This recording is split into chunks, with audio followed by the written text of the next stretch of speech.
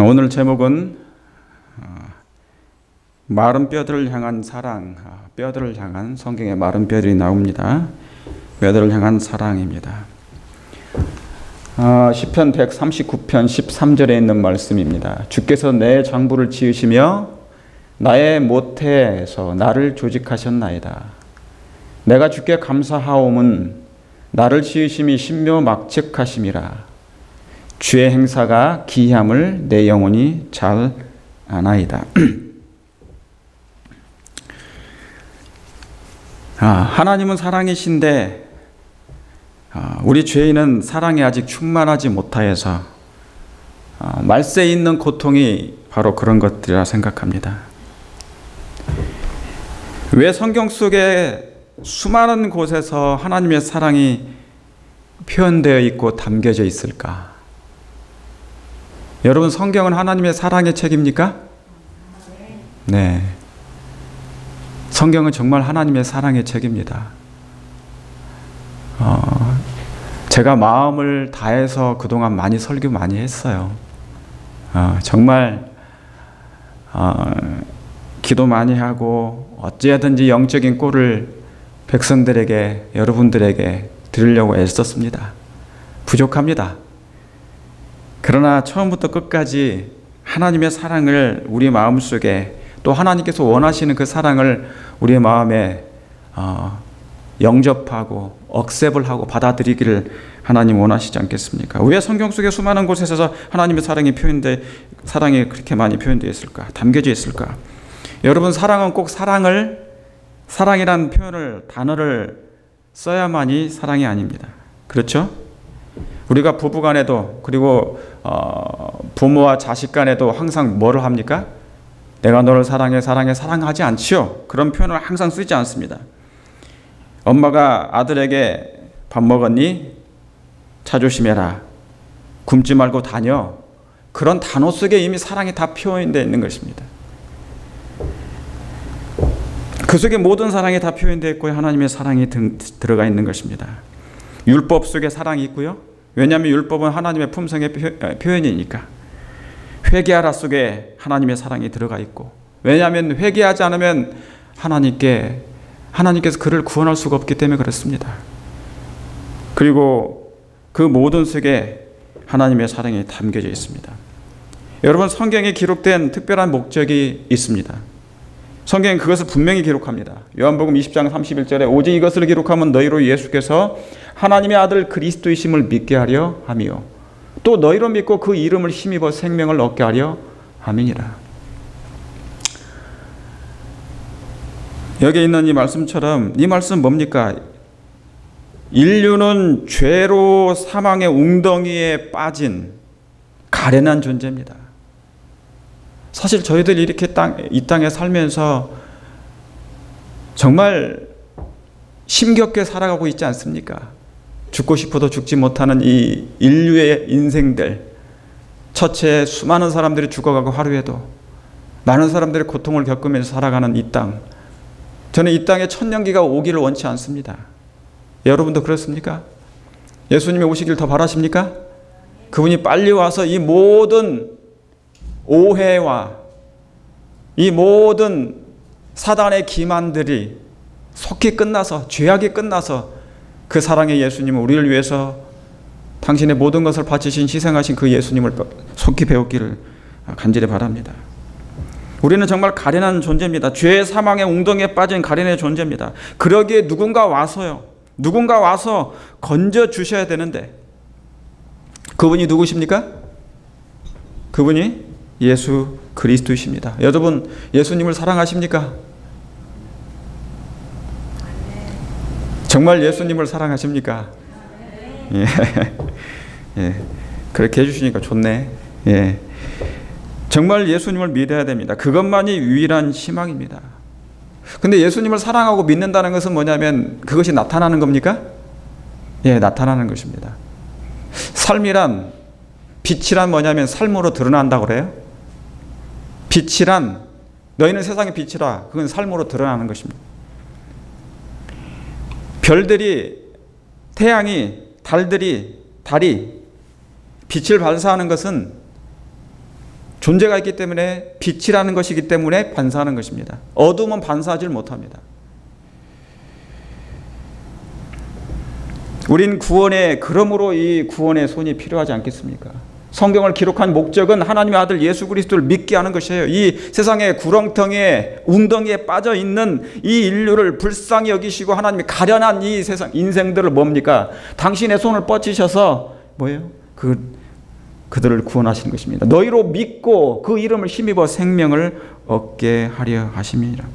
사실은 우리가 이 땅에서 많은 말들과 많은 감정들을 쏟아내지만 나중에 두고 보면 예수님 한 분밖에 없습니다.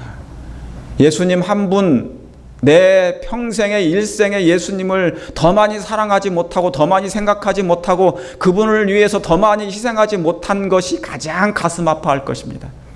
그 어떤 누구도 누구 때문에가 아니라 내게 주어진 하나님의 은혜의 시간을 낭비한 것 때문에 우리는 한탄하고 통곡하게 될 것입니다.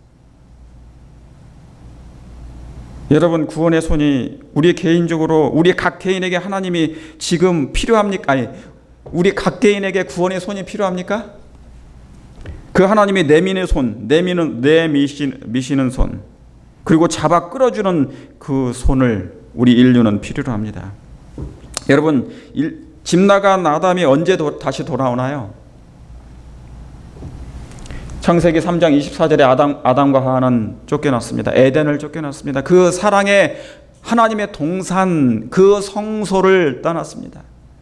거기는 생명이 있고 하나님의 영광이 있었는데 더 이상 죄로 말미암아 그들을 하나님께서 그곳에 둘 수가 없었죠. 그래서 하나님이 그 사람을 내어 쫓아내시고 그 에덴 동산 동편에 그룹들과 두루도는 화양검을 두어 생명나무의 길을 지키게 하시니라. 루스벨도 하늘에서 쫓겨났습니다. 쫓겨나는 것은 똑같았어요.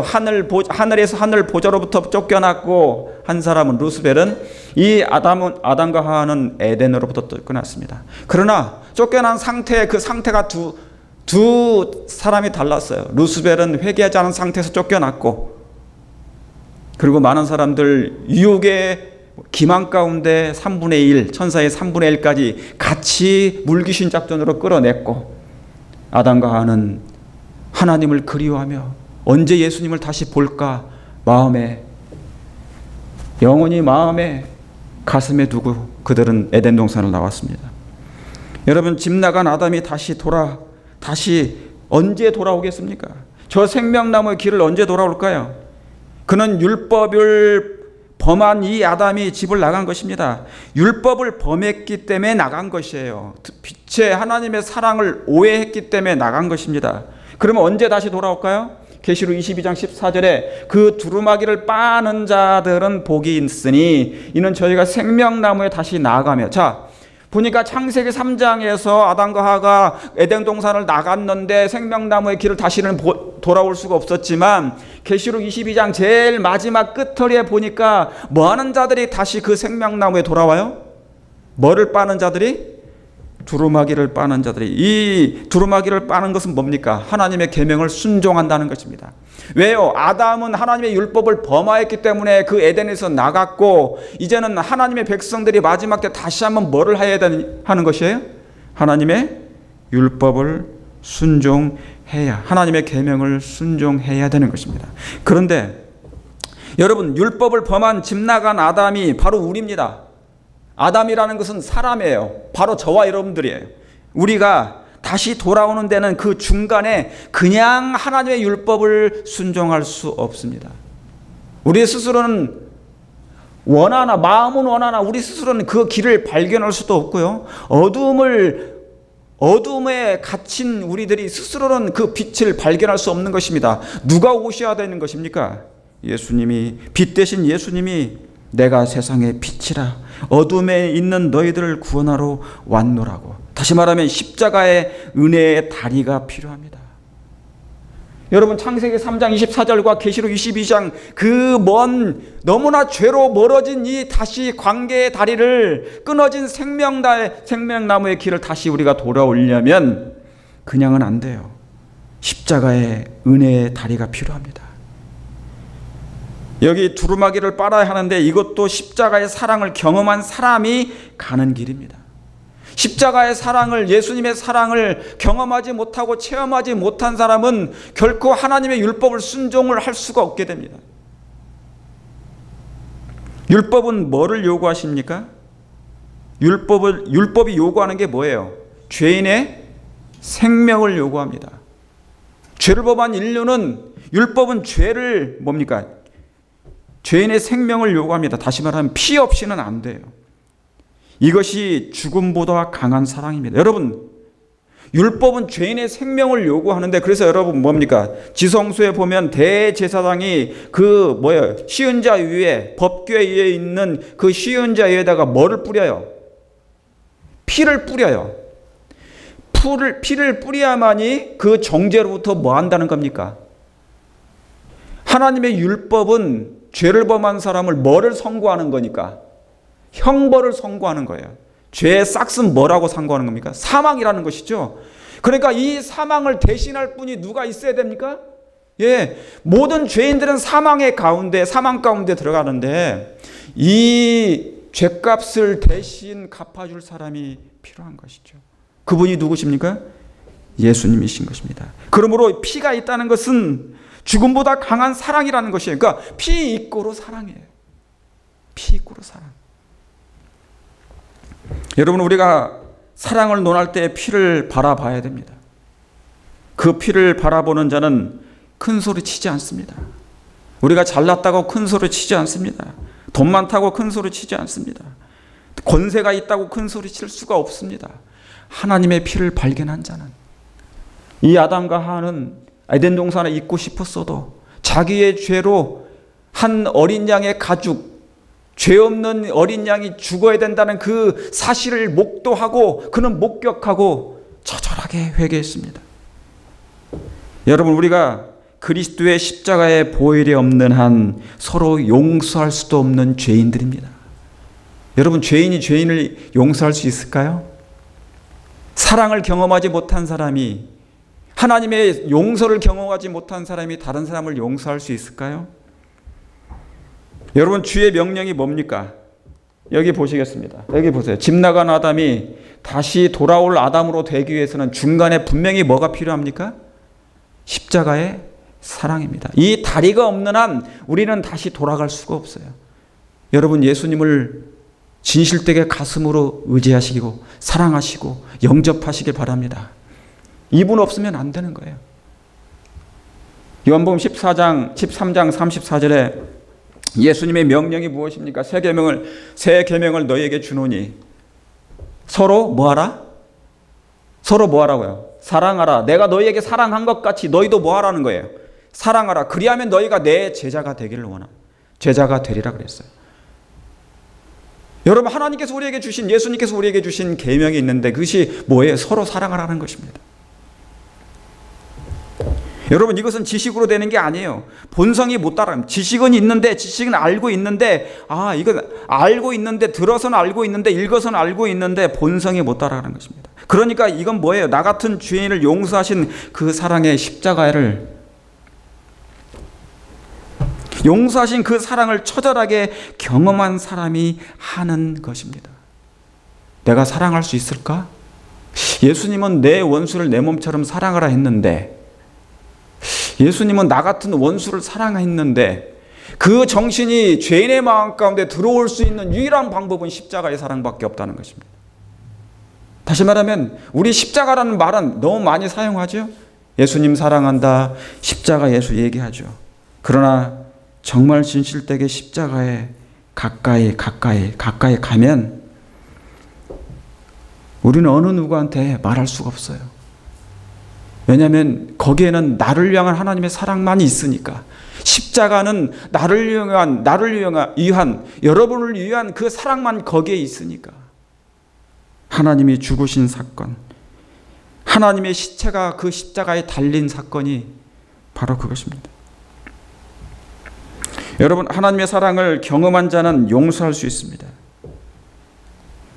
근데 하나님은 우리에게 주의를 당부합니다. 하나님이 우리에게 지금 이 명령을 하셨어요. 너희가 서로 뭐 하라고요? 사랑하라고. 당장은 사랑하지 못해도 언젠간 사랑하시게 되길 바랍니다. 우리 이것을 위해서 기도하지요.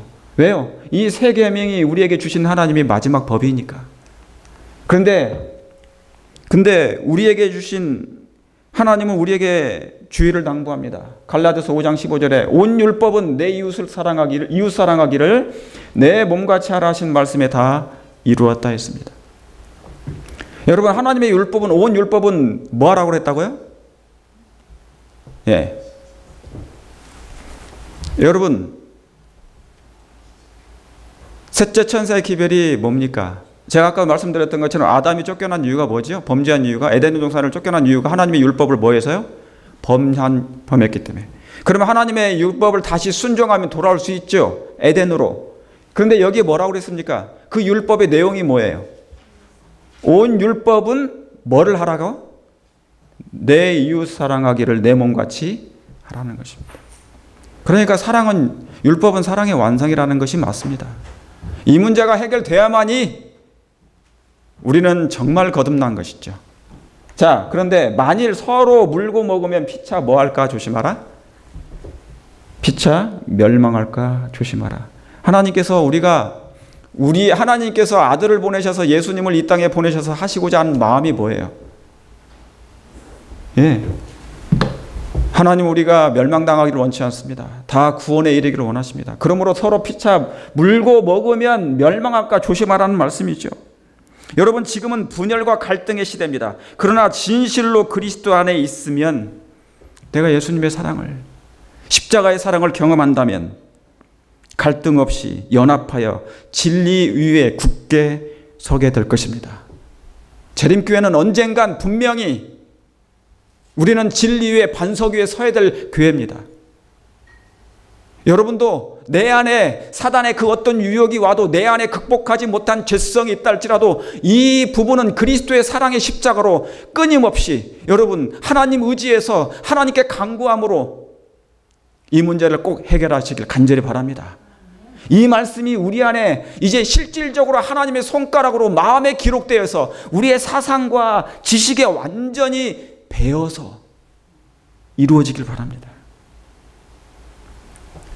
여러분, 성경이 기록된 이유는 죄로 잃어버린 하나님과 나라는 존재를 발견하는 것입니다. 죄가 들어와서 하나님을 잃어버렸습니다.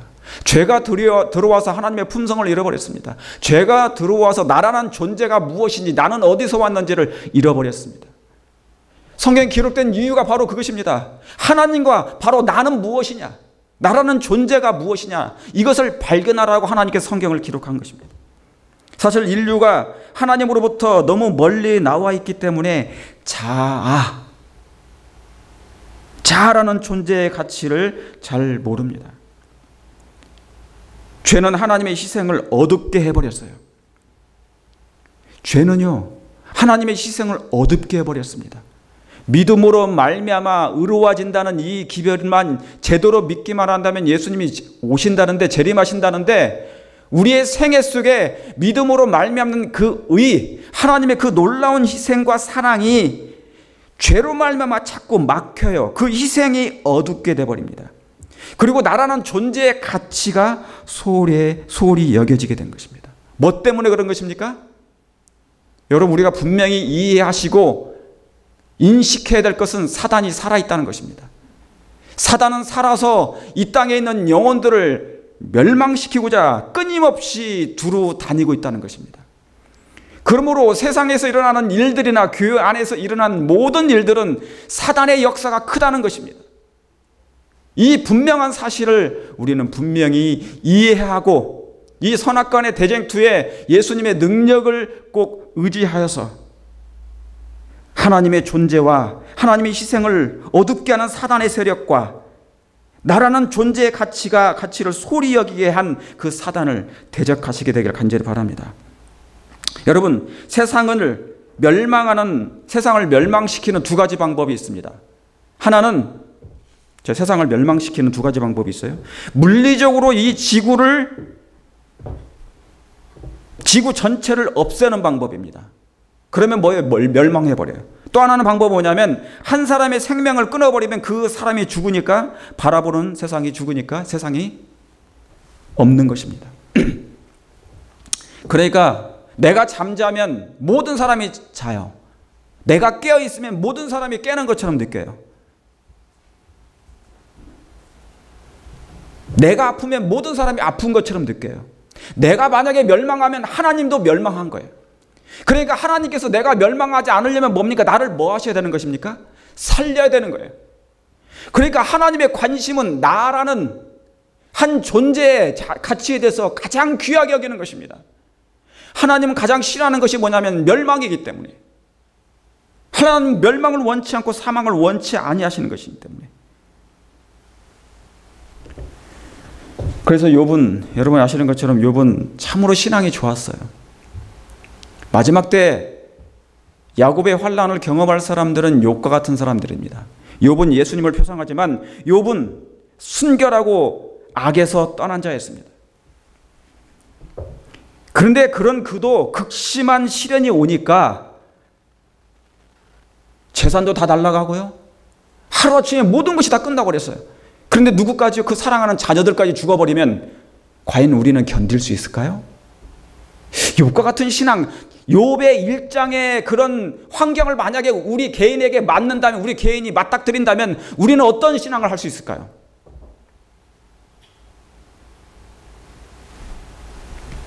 극심한 시련과 친구들의 집요한 괴롭힘은 하나님에 대한 믿음이 흔들리게 되어버렸습니다. 여러분, 우리의 시대, 우리의 시야에서 하나님을 잃어버리는 순간 우리는 뭐예요? 흔들리게 되어 있습니다. 여기 보세요. 욥기 23장. 그래서 그는 이것을 찾습니다. 그가 처음에는 믿음이 좋았는데 그런 극심한 시련이 오게 될 때, 그리고 친구들의 많은 괴롭힘이 있게 될 때 그는 잠깐 하나님을 잃어버린 듯해요.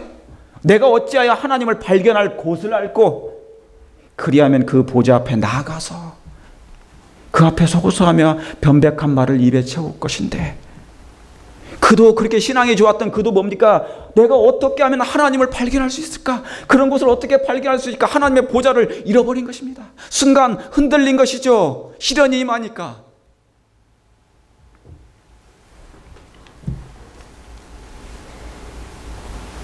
여러분, 성경은 흔들리는 이야기입니다. 믿음이 흔들리고 유혹에 흔들리고, 그래서 안전지대를 찾지 못하는 것입니다. 그러나 성경에 기록한 목적이 분명히 있는데, 성경을 기록한 목적이 분명히 있는데 성경은 뭐예요? 안전지대가 분명히 있다는 것입니다. 여러분, 이 세상은 안전지대가 하나도 없어요. 그러나 성경 속에는, 하나님의 말씀 속에는 분명히 안전지대가 있습니까? 있습니다. 그리로 달려가길 간절히 바랍니다. 그리로 달려가셔야 돼요. 시편 12편 5절에 여호와의 말씀에 가련한 자의 눌림과 궁핍한 자의 탄식을 인하여 내가 이제 일어나 저를 그 원하는 안전지대에 두리라 하시도다. 여러분, 감사합니까? 가련한 자, 참으로 인류가 가련해요. 우리가 살아가는 그 모습들이 하나님 보시기에 참으로 가련합니다. 눌려 살고 있습니다. 매일 이러지도 못하고 저러지도 못하고 눌리고 압박당하고 애워싸밀 당해요. 참으로 하나님께서 보시기에 이 땅에 있는 모든 인류는 가련한 사람들입니다. 가련한 자의 눌림과 궁핍한 자의 뭐예요? 탄식. 궁핍해보지 않은 사람들은 탄식이 없을 것입니다. 그러나 궁핍한 사람들의 탄식이 얼마나 심한지 하나님은 그걸 아십니다. 그런 그들을 위하여 하나님께서 내가 이제 일어나 저를 그 원하는 안전지대에 두리라 하셨습니다. 하나님 우리의 각인의 형편을 다 아십니다. 그리스도께서 오직 예수님만이 죄인들의 영원한 안전지대임을 여러분 기억하시길 간절히 바랍니다. 시편 139편에 아까 말씀처럼 13절에 내가 주께서 내 장부를 지으시며 나의 모태에서 나를 조직하셨나이다. 내가 주께 감사하옴은 나를 지으심이 신묘막측하심이라. 여러분, 하나님의 손이 들어간 거예요.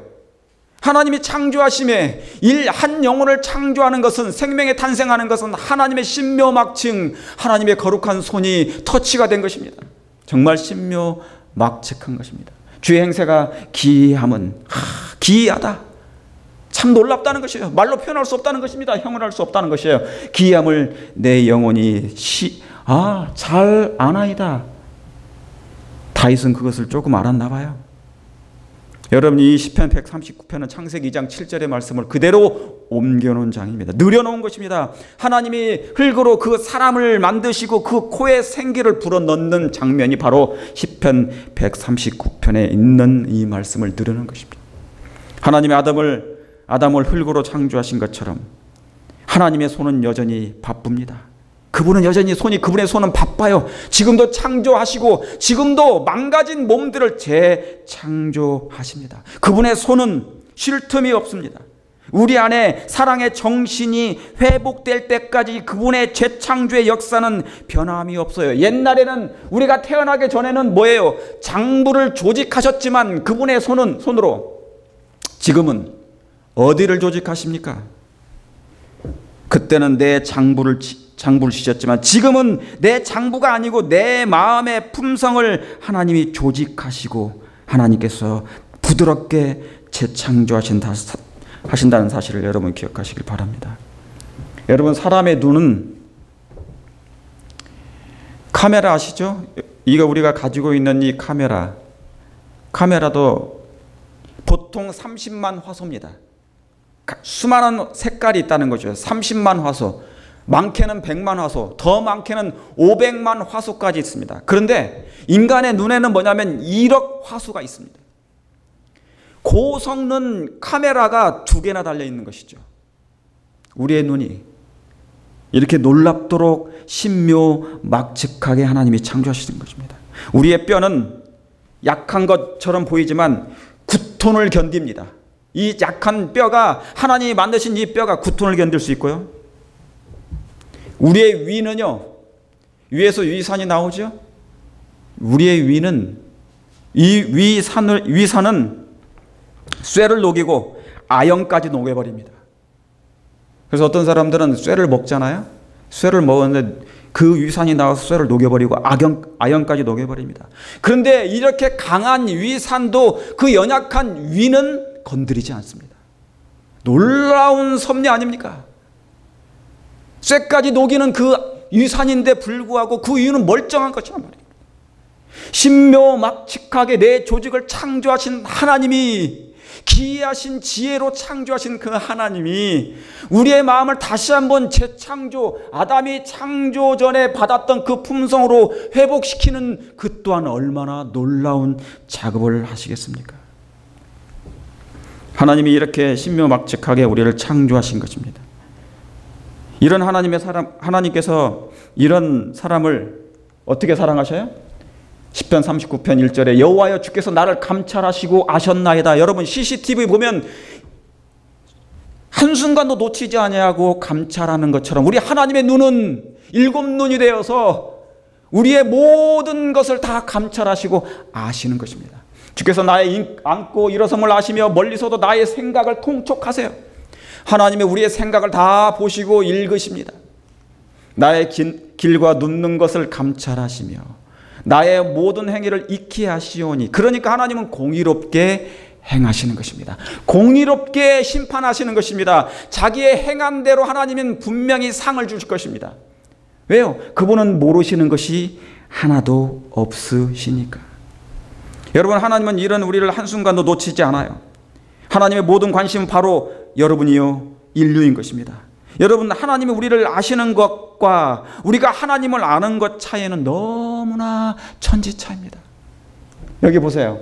요한복음 8장 53절에 너희는 그를 알지 못하되 나는 아노니, 만일 내가 알지 못한다 하면 나도 너희같이 거짓말쟁이가 되리라. 나는 그를 알고 그의 말씀을 지키노라. 이스라엘 백성이, 유대인들이 하나님을 아는 것하고 우리가 하나님을 아는 것하고 하나님이 우리를 아는 것 차이는 너무너무 커요. 그래서 이 같은 아노니의 그 헬라어 원어는 기노스코, 에이도라는 뜻입니다. 전혀 다르게 표현했습니다. 기노스코, 에이도. 그러니까 하나님을 우리를 아는 것은 뭐냐면, 하나님의 마음은, 예수님은 아버지를 친히 경험적으로, 체험적으로 아시는 분이에요. 그분은 인식하고 모든 것을 깨닫고 다 체험적으로 아신 거예요. 하나님의 마음을 알아요. 아버지 하나님의 사랑과 함께 계셨던 그 예수님은 그 사랑의 깊이와 넓이와 높이를 아시는 거예요. 그럼 여러분, 우리가 언제 늦은 비를 받을 수 있겠습니까? 언제 회복될까요? 그분의 사랑을 비로소 뭐 할 때요? 예수님이 우리를 아시는 것처럼 알 때 회복되고 늦은 비 성령을 받게 됩니다. 왜요? 여러분, 제자들이, 사도들이 언제 오순절 성령을 받았습니까? 언제 오순절 성령이 임했죠? 사도행전에 여러분이 분명히 읽으시면 놓치지 말아야 될 부분이 뭐냐면, 그들이 예수님의 사랑을 깨달았다, 그 순간이었습니다. 하나님을 알면, 사랑을 알면, 마음을 알면 영생이 있다 했지 않습니까? 요한복음 17장에. 사랑을 알면 그래서 회개하게 되어 있습니다. 우리가 회개하지 않았다면, 많은 사람들이 회개하지 않는다면, 죄를 여전히 사랑한다면 아직 뭐를 몰라서 그래요? 하나님의 사랑을 깨닫지 못해서 그런 것입니다. 어쩌면 그리스도인들이 갈등하고 헤매는 것은 바로 그것을 모르기 때문에, 그 사랑을 모르기 때문에 그런 것입니다. 여러분, 온 우주가 4,000년 동안, 다시 말하면 유대인에게서 4,000년, 예수님이 초림하시기 전까지 4,000년 동안 하나님의 품성을 오해한 것은 그분의 사랑을 알지 못할 때였습니다. 예수님 아직 십자가에 죽으시기 전까지는 그 유대인들은 말할 것도 없고 우주 거민들조차도 하나님의 사랑을 이해하지 못했어요. 오해했습니다. 사단의 말이 여전히 웽웽거렸습니다. 4,000년이 넘었는데도 불구하고 사단이 그 왜곡된 하나님의 품성을 말했을 때, 어디에서요? 하늘에서, 지구가 탄생하기 전에 이미 하늘에서 사단이 왜곡시켰던 하나님의 품성이 여전히 4,000년이 지나도 웽웽거렸어. 귀에서 그 생각이 맴돌았습니다. 하나님의 사랑, 하나님의 품성은 사랑이 아니라고요. 사단은 자기의 가면이 벗겨진 것을 알았다. 언제요? 예수님이 십자가에서 비로소 죽으실 때. 그의 통치는 타락하지 않는 천사들과 하늘 온 우주 앞에 뭐 했다고요? 공개되었다고요. 하나님은 우리의 죄를 공개하시는 분입니다. 하나님은 우리의 품성을 공개하시는 분이에요. 사단의 가면을 공개하시는 것이요. 뭘로요? 그분의 십자가의 사랑이 무엇인지 온 우주 앞에 공개했을 때 사단의 품성이 공개된 것입니다. 그는 살인자임을 판명되었다. 하나님의 아들의 피를 흘림으로써 그는 더 이상 하늘 존재들의 동정을 받을 수 없게 됐다. 그 전까지는요, 4,000년 전까지, 예수님이 십자가에 돌아가실 전까지는 아직 뭐예요? 사단이 동정을 받아요. 그가 악한 행위일지라도 사람들을 기만했기 때문에 그가 동정을 받을 수 있었어요. 왜 그러지? 왜 저가 저렇게 어려움을 당해? 그런 동정을 받을 수 있었지만 예수님이 십자가에서 비로소 죽으실 때, 다 이루었다 했을 때 그는 더 이상 동정을 받을 수 없게 되었다. 그때부터 그의 사업은 제한을 받게 되었다 그랬어요. 사단이 더 이상 우주 거민들을 기만할 수 없습니다. 그의 활동은, 기만적인 활동은 우주 거민들과 천사들은 이제 뭐예요? 다 알았어요. 그의 본심을 알게 된 것입니다. 그가 어떤 태도를 취하든지 간에 그는 더 이상 그리스도의 형제들을 고소할 수 없다. 그러니까 저와 여러분들이 무슨 죄를 범할 때 사단이 끊임없이 우리를 참소하는 것입니다. 고소하는데 이제는 더 이상 뭐예요? 내가 정말 잘못한 것은 고소를 당할 수 있지만 이제 모든 걸 하나님의 사랑을 알았기 때문에 사단은 그렇게 할 수가 없다. 사단과 하늘 세계 사이에 연결되어 있는 마지막 동정의 고리가 끊어졌다 했습니다. 여러분, 온 우주 거민들과 천사들은 기만할 수 있는 때는 십자가 전까지입니다. 그분이 다 이루었다 선언하신 때부터는 더 이상 속지도 오해하지도 않습니다. 그래서 완전한 우주의 대조를 알게 된 것입니다. 하나님의 사랑을 알게 된 것이고 사단의 악함을 알게 된 것입니다. 여러분, 6,000년 동안 인류를 혼돈케 했던 기만, 사단이 혼돈케 했던 기만은 영원히 기만할 수가 없습니다. 여기에 있는 말씀, 진리는 하나님으로 말미암아 영감으로 주신 것이며 보호를 받고 있다. 진리는 사라지지 않으며 종종 그늘에 가려져도 마침내 뭐 할 것이다? 마침내 이길 것이다. 여러분, 진리는 마침내 이깁니다. 하나님은 승리의 하나님이십니다. 예수님이 십자가로 내가 다 이루었다, 그 말씀은 내가 승리했다, 내가 인류를 구원했다는 것입니다. 이제 삶이 열렸다, 생명의 길이 열렸다는 것입니다. 에덴으로 가는 길이 열렸다는 것이죠. 진리는 단 한 번도 져본 일이 없습니다. 패배한 적이 없어요. 진리는 사라지지 않으며 종종 때로 그늘에 가려져도 어두움에 가려진 듯해도 마침내 이길 것이다. 그리스도의 복음이란, 자, 여기 이 말씀 굉장히 중요합니다. 그리스도의 복음이란, 자, 복음이 뭡니까? 기쁜 소식이에요. 복음이란 율법이 뭐로 드러나는 겁니까? 품성이 드러나는 거예요. 품성으로 드러나는 것입니다. 그러니까 예수의 복음은, 예수님은 결국 뭘로 나타났기 때문에? 하나님의 사랑이 무엇임을 증거했기 때문에.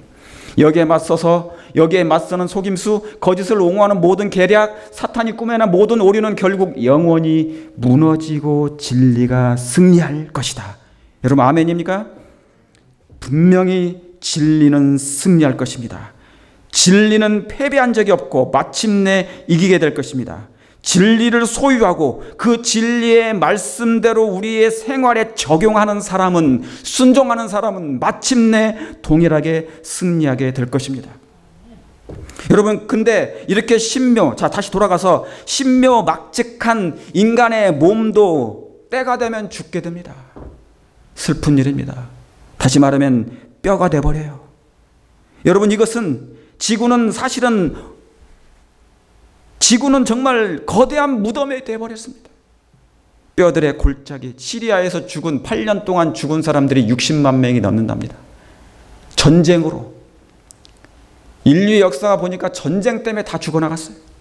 뼈들의 골짜기, 이 지구는 거대한 무덤입니다. 여러분, 이것은 인간에게서 창조가 붕괴되는 걸 얘기합니다.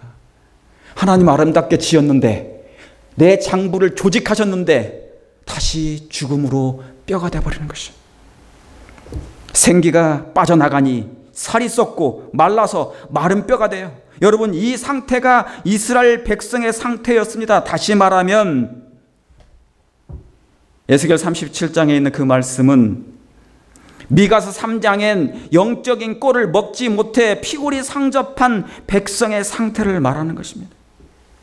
여러분, 생명에서 사망으로 산 사람이 마른 뼈가 된 것은 결국 뭐가 죽은 거냐면 사랑이 죽은 것입니다. 사랑이 사망한 거예요. 만약에 내가 죽는다면, 여러분이 죽는다면, 내가 뼈가 된다면 뭐가 죽은 것입니까? 사랑이 죽은 것이고 내 안에 계신 하나님이 죽어버렸기 때문에 내가 죽는 것입니다. 그러므로 하나님께서는 그렇게 두고 보실 수가 없는 것입니다. 여기 보세요. 이게 에스겔이 봤던 뼈들의 골짜기입니다. 이스라엘 백성들을 보게 될 때 하나님께서 그를 인도해서 보니까 그 골짜기에 뼈들이 가득한 것입니다. 보니까 이스라엘 백성의 상태가 그렇게 됐다는 것입니다. 에스겔 37장 2절에 여호와께서 권능으로 내게 임하시고 그 신으로 나를 데리고 가서 골짜기 가운데 두셨는데 거기 뼈가 가득하더라. 나를 그 뼈 사방으로 지나가게 하시려고 본즉 그 골짜기 지면에 뼈가 심이 많고 아주 말랐더라 그랬습니다. 만약에 하나님이 옛날 개구리 소년 10명인가 죽었잖아요. 5개구리 소년 5소년. 그 아이들이 나중에 그 털을 이렇게 파보니까 뼈만 남아있어요. 만약에 그 부모들이 그 뼈를 봤을 때 심령이 어땠을까? 하나님의 마음은 말할 수 없을 만큼 큰 것입니다. 이 지구를 하나님은 뼈로 본 것입니다. 이 인류를 여전히 뭐예요? 뼈로, 마른 뼈로 된, 그렇게 뼈로 하나님은 바라보고 계신 것입니다. 이건 영적인 피폐가 심하다는 것이죠. 영적 결핍이 너무 심하다는 것입니다. 여러분, 이스라엘은 여전히 살아있는 것처럼 보이지만 왜 마른 뼈예요? 창세기 6장의 노아 홍수전 상태를 여러분이 생각해 보시길 바랍니다. 그들이 어떻게 됐습니까?